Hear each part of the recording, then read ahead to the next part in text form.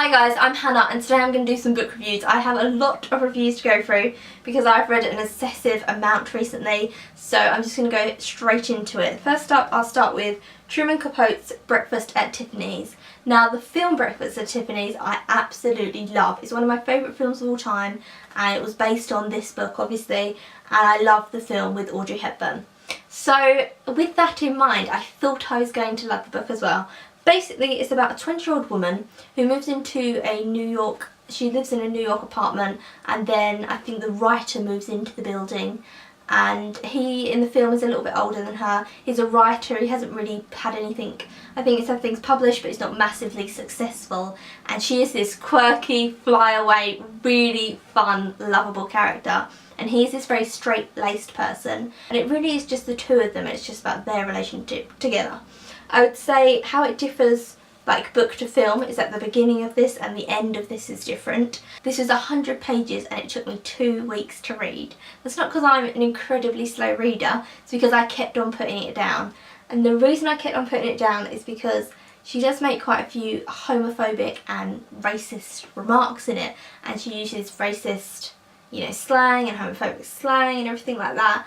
And I just kept on putting it down because it didn't seem like anything her character would say. That's why I kept on putting it down, because I found it quite offensive, and then I found that she sort of went against what she said earlier on, because she was quite homophobic at the beginning, and then later on she says to her friend who's a man, if you said to me you wanted to hitch up with man o' war, I'd respect your feelings. No, I'm serious. Love should be allowed. I'm all for it. So that's sort of saying like I'm all for gay rights and everything like that. Yet she's made so many comments within it, it just didn't add up. I did enjoy it. 4 out of 5. Not going to reread it. If I'd got it out from the library, I wouldn't buy it. You know when you get a book out from the library and you read it and you love it and you want to own it and lend it out and reread it and stuff like that? This isn't how I felt about this. Next up, I have a Jodi Picoult book, and this is The 10th Circle. Jodi Picoult is a very famous author. She wrote My Sister's Keeper, which then went on to be a massive film with Cameron Diaz. What happens is a 14-year-old girl comes home to her parents and says, I've been raped by her ex-boyfriend, her boyfriend who she's just broken up with. And it's about how her mum and dad deal with that, how she deals with it. It flits between the three of them really. A particular bit that I loved within it was the graphic novel bit. At the end of each chapter, it has a comic book strip. As you can see there, all these pictures and writing, and what it is her dad writes a comic for Marvel, and it's about a dad trying to rescue his daughter from the 7 stages of hell, 7 stages of hell with Dante and all that sort of thing. So it has comic books. I gave it 4 out of 5 and I knocked a point off, and the reason I did is because her dad, you find out, was brought up somewhere else in like a tribe, and he was the only white boy there. So a lot of people were racist to him and he had to really fight to survive and stuff like that. And I just found those bits a bit boring. I just think they were in sort of every chapter and they just kept on, and I started to skip a lot of them. I really at the end wanted them to do well. I wanted Trixie, that's the girl, and her mum and dad to be okay. I don't think I've ever really invested that much into a character where I thought if something bad happens to them I'm going to lose my mind. I just wanted it to work out for them. So I'd say this is an excellent book. I'm so glad I read this year. I'm definitely going to read more Jodi Picoult this year because I love her writing. Her writing is beautiful. Next up is The Fault in Our Stars by John Green. I know this has taken me forever to read. It's basically about a girl called Hazel who's 16. She's got thyroid cancer and mets in the lungs, and she basically carries like an oxygen tank around with her, and she goes to a cancer support group and meets someone there called Augustus, and they just form a romance and everything's beautiful.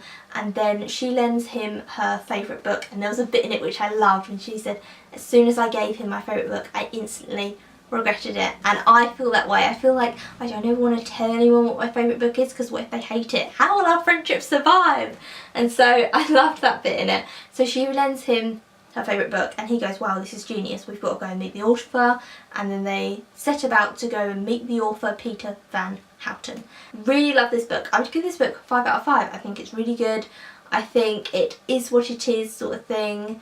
And I really loved it. I loved the writing and everything like that, and I want to read a little bit from one of the pages to you now. This is my favourite quote from The Fault in Our Stars. But there is an unwritten contract between author and reader, and I think not ending your book kind of violates that contract. Basically, the book that she loves, it just ends mid-sentence. So the book isn't actually ended. You presume that somebody has died and they haven't been able to continue the book.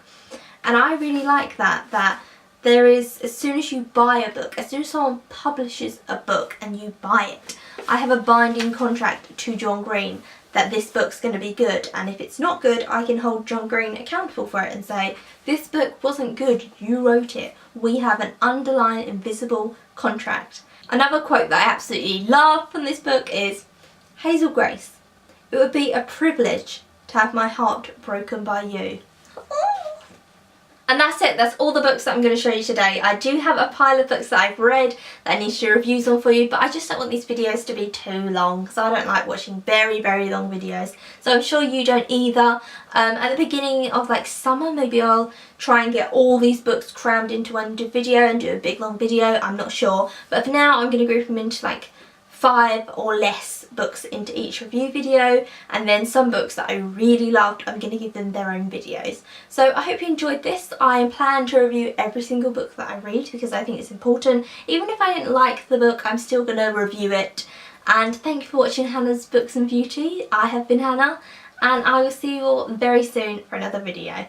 Thanks for watching, and thank you for everyone who subscribed. So thank you very much. Bye!